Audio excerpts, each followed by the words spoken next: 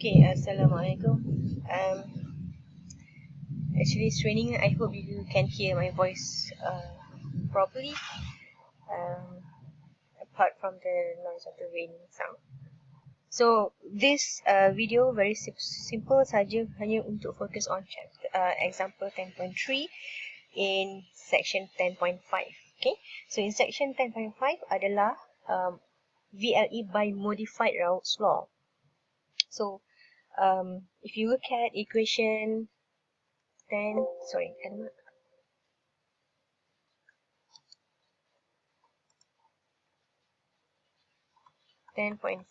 okay, you will see that it's modified Raoult's law, where there is a new term which is we call activity coefficient. So the current Raoult's law ditambah dengan activity coefficient, because as I mentioned before, Raoult's law ni dia punya assumption adalah pada very moderate, low to moderate pressure, sebab kita nak assume the ideal gas. So it is being modified a little bit such that it encounters ataupun dia considerkan the condition di mana it's not really very low to moderate pressure. Okay, so it's in the textbook. So kita tengok ada dua sistem, methanol and methyl acetate, right? So it's given that correlation for the activity coefficients are as such, okay, as such. Okay, and then this one, okay, okay, and it is given that A is equal to 2.2711 minus 0.0523 and temperature, and Antoine equation are given as such, where T is in Kelvin, vapor pressure in kilopascal. Assuming the validity of equation 1, calculate A, B, C, D. So first dia suruh kita calculate P and YI, yeah, for T is equal to 45 degrees Celsius at temperature 45 degrees Celsius, and if X1 adalah 0.25. Okay, so kita buat yang itu dulu. So from here, the bubble point equation here, so you look at you are given T is equal to this one, okay, 3.185. So you calculate from Antoine equation, so you dapat P1 sama dengan ni, dan you dapat P2 sama dengan 65.64 kilopascal. This is actually quite straightforward lah, right?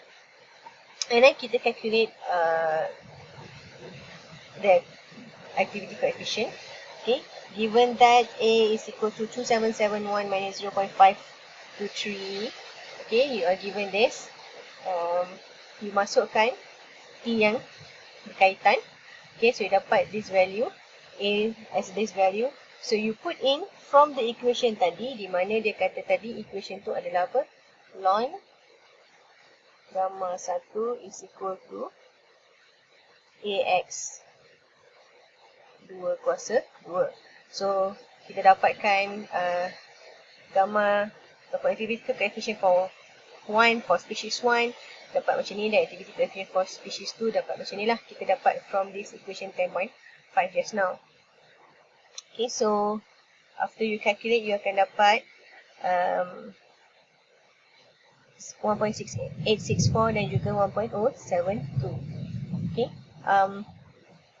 and then kita calculate pula pressure. Okay, so pressure is given by a total of this. Okay, perbezaan dia adalah kita ada activity coefficient tadi. So you multiply everything and you sum up everything, so you akan dapat 73.5 kilopascal. Okay, so you dapat ni. Right, after you dah dapat P tadi, soalan dia adalah apa tadi, you kena cari P dan juga Y kan. So you calculate menggunakan equation 10.5 di mana y1 atau yi is equal to xi gamma I pi set over. Okay. So masukkan semua tu tadi. So you akan dapat y1 ni 0.2282 dan y2 adalah 0.718. Okay.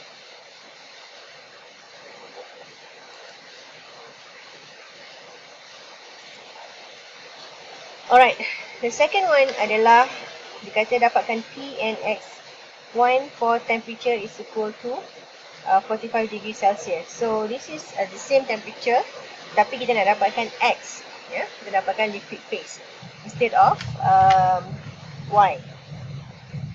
So for this case, we have to do some iteration. We start with the initial value. Okay, kita letak satu initial value.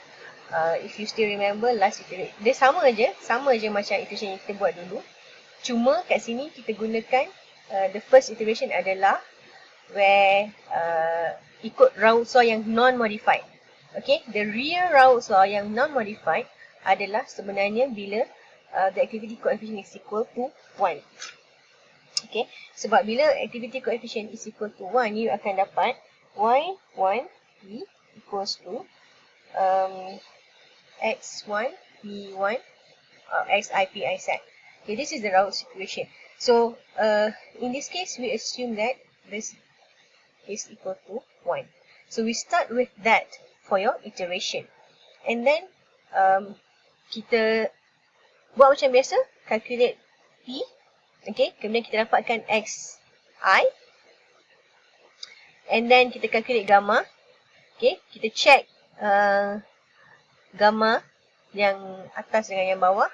Selagi dia tak sama, you keep on changing. So katakan you dapat gamma you 0.3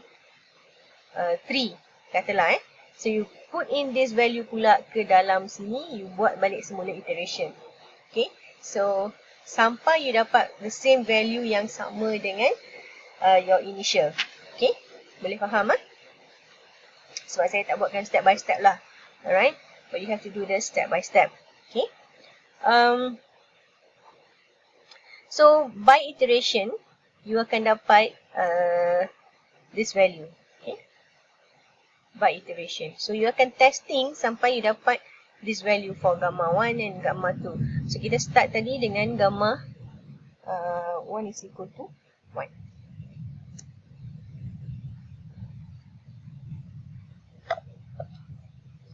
Okay. And then for C, dia kata, C dia suruh cari apa tadi?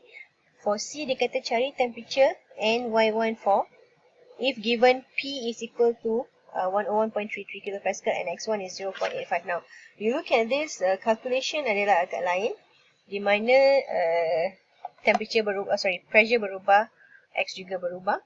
Okay, jadi kita start dengan N1 equation yang actually kita manipulate sahaja the N1 equation tadi. When we manipulate dia, kita akan dapat T is equal to this, right? So you akan dapat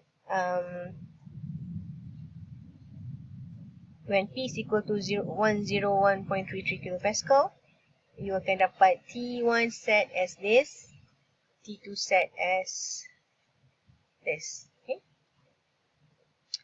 So initial T, okay, initial T adalah berdasarkan pada mole fraction tadi. So dia adalah 0.85 kan, X1. Okay, pada P1 set, okay, dan 0.15 pada T2 set ini, X2, T2. Okay, ini X1, T1 set, X2, T2 set. Okay.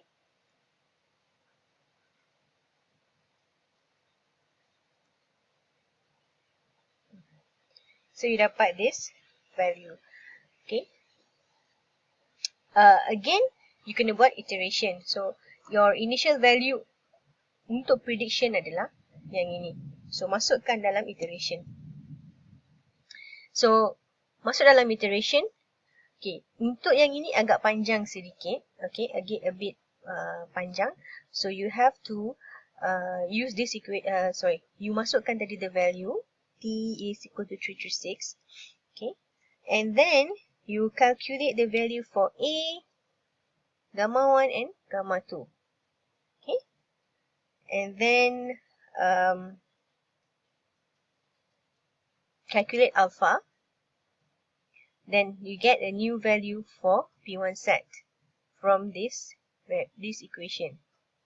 Okay, and then you calculate a new temperature using still the Antoine equation. So sorry, using the Antoine equation. Okay, cuma kita labelkan dekat sini B1, A1, C1 ni actually untuk membezakan iteration kita lah. Okay, kemudian again kita check T yang kita dapat dengan the initial value yang kita letak kat atas ni tadi. Okay, kalau sama, you stop. If it's not the same, you go on. So until you get a value where T does not change, so that is the, look at what is the corresponding A, corresponding activity coefficient. Okay. And then selepas you dapat itu, you gunakan from equation 10.5 tadi, alright, untuk dapatkan pula nilai untuk Y. Okay, sebab tadi you are given X, so you kena cari Y. So nak cari Y, these are the step. Sebenarnya kalau you perasan, I think this chapter is a bit easy in the sense that dia tak ubah step. So you need to understand what are the steps, and basically you just have to do the iteration. It's quite complicated in terms of a lot of mathematicals are involved, but in terms of the easiness tu bagi saya agak easy lah, agak straightforward. There's not much that you can play around. Paling-paling you nak balik-balik bubble point, dew point, bubble temperature, dew temperature. Itu je. Pusing-pusing itu juga. Okay?